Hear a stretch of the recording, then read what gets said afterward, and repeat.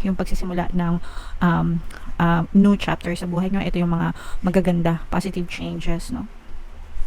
Mga positive changes na dala-dala ng November sa iyo, mga kapiksi. Ito yung mga blessings, swerte, kasaganaan, no? Mga magagandang pagbabago. So, yung promise sa universe, i-deliver niya sa iyo, mga kapiksi. Yung promise na masusolusyonan yung mga problema mo, yung promise na matatapos yung mga pagpighati mo, it's going to happen, guys. And you will experience these positive changes sa buhay mo.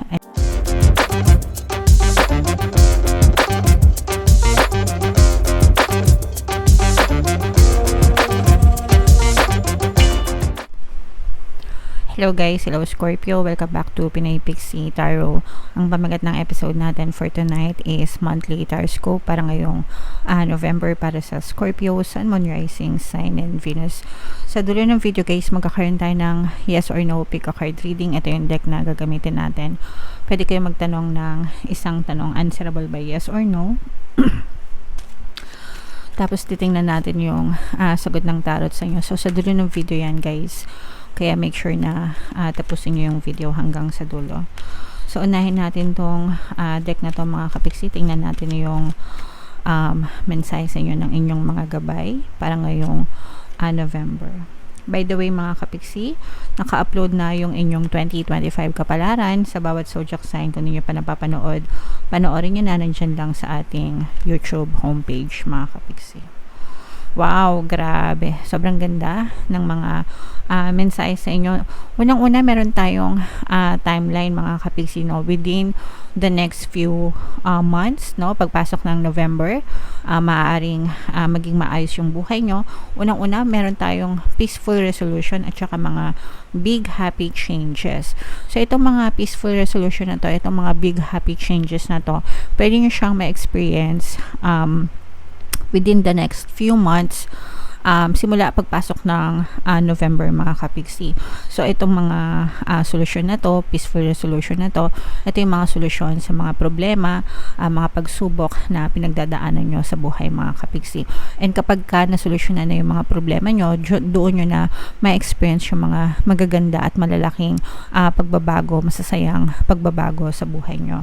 Guys, itong within the next few months guys, pwede itong mapabilis, pwede itong mapatagal, depende kung gaano kayo ka-persistent, ka-consistent, and depende kung gaano kayo kadami ng blocks nyo sa buhay mga kapiksi. Kapag ka nega kayo, kapag ka reactive kayo, mabilis matrigger sa kanegahan, mas mapapabilis yan, mas mapapatagal yan kasi yun yung blockage nyo guys or blocks.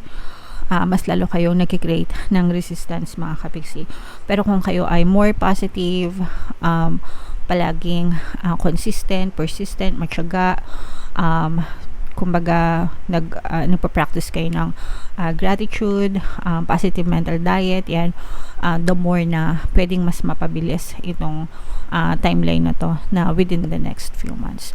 So do anything in your power to be positive always mga kapiksi. Practicein nyo yung pagpapasalamat and practicein nyo yung palaging positive para talagang mapabilis yung mga manifestation sa buhay nyo guys. Okay? Alright, so i-mind nyo to guys, no? Sa comment section, mine peaceful resolution, mine happy changes, mine big changes, mine magagandang pagbabago, solution sa problema. Yan, comment nyo yan sa comment section, Scorpio. So, tingnan natin yung ganap sa inyo guys ngayong November. Shuffle natin to mga kapiksi. Habang sinashuffle natin to, panoorin nyo muna yung video natin regarding sa ating paano mag-manifest ng abundance video course. Kapiksi, sawa ka na ba sa mga struggles at hirap sa buhay mo? Masipag ka ba at masikap sa buhay ngunit hindi ka pa rin umaasenso? Ilang beses ka na bang nag-attempt mag-negosyo at mag-invest pero palagi ka pa rin nalulugi? Sa pagkakataon na ito ay maaaring may subconscious beliefs ka na nagiging balakid sa iyong pag-unlad at pagyaman. Introducing, paano mag-manifest ng abundance video course. Dito ay matututunan mo ma-overcome ang mga balakid mo para tuluyan ka ng umunlad, umasenso, sumagana, maging matagumpay, successful at maswerte sa iyong kabuhayan, pera, trabaho, negosyo, salapi at kaperahan ng bonggang-bongga. Dali, mag-send na ng email sa pinoypixietarot@gmail.com at simulan na ang iyong pagyaman ngayon. Alright, so sa lahat ng gusto mag-avail ng course guys, meron tayong promo ngayong October. Magbibigay tayo ng free 3-in-1 pampaswerte sa subliminal, sa pampaswerte sa buhay, sa pera at saka sa love life. Worth 1,500 yung freebie na yan guys, kaya mag-avail na kayo. And meron din tayong bagong course mga kapiksi, paano mawala ang third party at magkaroon ng harmonious na relationship para mawala yung mga kabit na mga jowa nyo guys. 20% discount naman yan until October 31. So mag-avail na kayo guys, sobrang ganda. And grabe guys, sobrang ganda din nung spread nyo. Lahat na lumabas kanina, lumabas din dito. Mga kapiksi, Scorpio, kayo ay represent ng King of Cups sa ating spread. Meron ditong presence ng air sign, Aquarius, Gemini, Libra. For some of you, maaaring may air element kayo sa inyong natal chart, or you may be dealing with an air sign. Yung sinasabi natin guys kanina na peaceful resolution, dadating ito mga kapiksi. Sa hinaba-haba ng prosesyon guys, sa simbahan din ang tuloy, no? Tatandaan nyo yan yung mensahe sa inyo. So itong mga problema na to, yung mga pagsubok na at bighati na pinagdadaanan nyo sa buhay, malalampasan nyo siya mga kapiksi, basta maging consistent lang kayo and maging positive kayo palagi guys, no? Ito na yung kumbaga lahat ng mga problema na pinagdadaanan nyo, it's coming to an end mga kapiksi, and magsisimula kayo ng panibagong chapter sa buhay nyo. Kaya nga i-main nyo na to sa comment section guys, mine peaceful resolution, yung pagsisimula ng new chapter sa buhay nyo. Ito yung mga magaganda positive changes, no? Mga positive changes na dala-dala ng November sa iyo mga kapiksi. Ito yung mga blessings, swerte, kasaganaan, no? Mga magagandang pagbabago. So yung promise sa iyo ni universe, i-deliver niya sa iyo mga kapiksi. Yung promise na masusolusyonan yung mga problema mo, yung promise na matatapos yung mga pagpighati mo, it's going to happen guys, and you will experience these positive changes sa buhay mo. And itong mga blessings, kasaganaan, pagpapala, swerte, no? May experience mo yan ngayong November mga kapiksi. Pero again, you have to be receptive guys. Kailangan nasa receptive state kayo. Palagi ready to receive. Linisin nyo ang inyong mga puso mga kapiksi, okay? Alisin nyo yung mga negativities, alisin nyo yung mga galit, anger, hatred, resentment, grudges, yung mga pagrereklamo guys, iwasan nyo magreklamo, iwasan nyo mag-worry, iwasan nyo ma-stress mga kapiksi, kasi the more na nagwo-worry kayo, nag-stress kayo, na nagrereklamo kayo guys, the more na etong puso na to, etong kulay red na yan, nagiging itim yan mga kapiksi, no? Sa loob ng puso nagiging itim yan, that's darkness, no? And yun yung blocks sa buhay nyo. So kapag maitim, madumi, di ba? Wala kang nakikita, no? So kaya wala kayong nakikitang resulta sa buhay nyo. So sa mga kapiksi natin na walang nakikitang resulta sa buhay nila, walang pagbabago, walang manifestation, ask yourself, no? Ano ba yung attitude ko? Ano bang ugali ko? Ano bang habit ko? Mahilig ba akong magreklamo? Mahilig ba akong kumuda? No? Imbis na ganun guys, ibalik nyo sa pagpapasalamat, okay? And the more grateful kayo guys, the more na magiging busilak yung puso nyo mga kapiksi, and the more na mas mabilis nyo tong may experience sa buhay nyo, okay? So i-mind nyo yan guys sa comment section, mind, peaceful resolution, magagandang pagbabago, swerte, good fortune, blessings, okay? So i-mind nyo yan lahat guys sa comment section. Pwedeng yung ma-experience ngayong November mga kapiksi. What else guys? Tingnan pa natin. Meron ditong presence ng earth sign, Capricorn, Taurus, Virgo. For some of you, sa mga kapiksi natin na may mga karelasyon, especially LDR or kahit hindi LDR mga kapiksi, kung kayo ay LDR at kung kayo ay nagkaroon ng problema ng jowa mo sa inyong relationship, mafi-fix yung inyong relationship, maayos din. For some of you guys, nararamdaman ko na maaaring mag-level up yung relationship ng iba sa inyo. Let's say for example, dati magjowa lang kayo, dati magkaibigan lang kayo, ngayon lovers na kayo.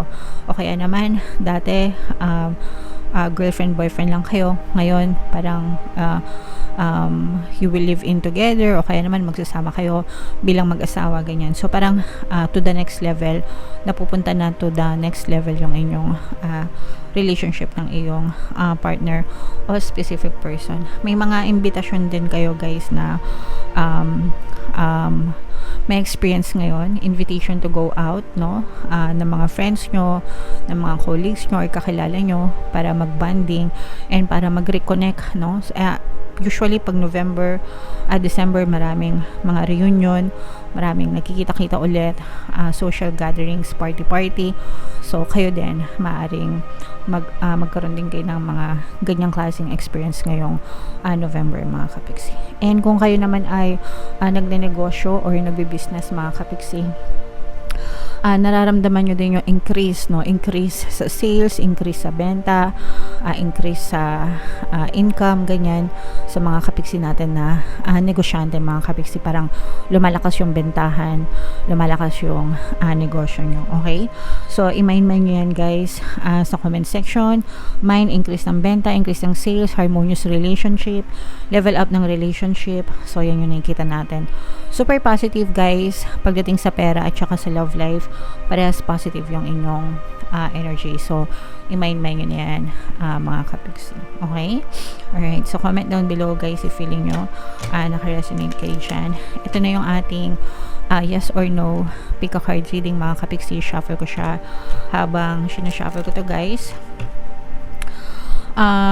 Reminder lang, mga kapiksi, meron tayong exclusive membership program dito sa ating YouTube channel. Sa lahat ng gusto mag-join, i-click nyo lang yung join button dito sa baba guys, o kaya dito sa taas lagay natin. Kapag member na kayo guys, magkakaroon kayo ng access sa mga exclusive videos natin regarding manifestation, using the power of your subconscious mind guys, and law of attraction. Okay, so huminga kayo ng malalim, mga kapiksi. Tapos itanong nyo sa isip nyo yung tanong nyo, and pili kayo ng isang card. Card 1, card 2, card 3. Kung card 1 ang napili nyo guys, ang sagot sa tanong nyo ay yes. Ay sorry, no pala to na guys, no. Kung number 2 naman, ito ay no. And kung number 3 naman, ito ay yes, mga kapiksi. Alright, so comment down below guys if feeling nyo naka-resonate kayo, and lahat ng pinapamind ko sa inyo guys, i-mind nyo na. Sa mga hindi pa nakakapanood ng kanilang 2025 kapalaran, ito yung playlist, ito yung video nyo, mga kapiksi. Ito naman yung ating success stories ng paano mag-manifest ng abundance video course. Click here to subscribe guys. Ito yung ating playlist ng mga pampaswerte subliminals. Thank you for liking, sharing, and subscribing. See you next time. Love you all guys. Have a nice day. Bye bye.